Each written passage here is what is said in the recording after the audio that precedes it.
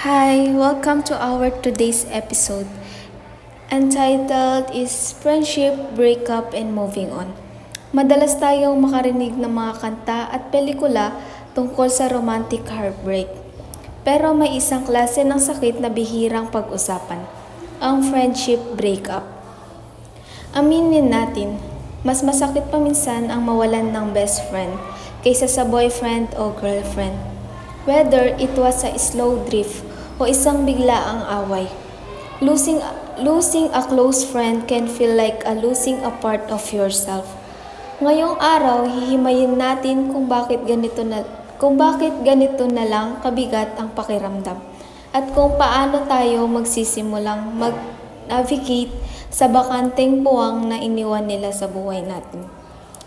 Ang hirap sa friendship breakup, madalas ay walang official closure.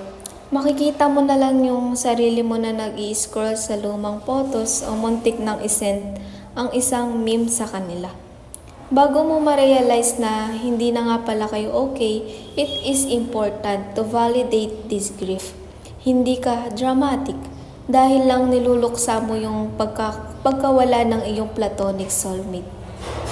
This space is all about radical acceptance.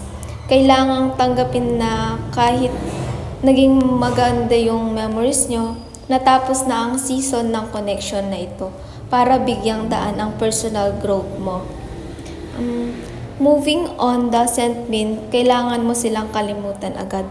It means learning how to carry the lessons they taught you habang humahakbang ka palayo. Magsimula ka sa pag-set ng boundaries, gaya ng pag-mute sa kanila sa social media para maiwasan ang what ifs. I-focus mo yung energy mo sa mga taong nanatili sa tabi mo at sa mga bagay na nagpapasaya sa'yo. Tandaan mo, hindi failure ang pagtatapos ng isang pagkakaibigan. Ito ay sign na nag-e-evolve ka na. As we close today, take a deep breath and trust na may mga bago at may mas tamang tao na darating sa buhay mo. That's all. Maraming salamat sa pakikinig.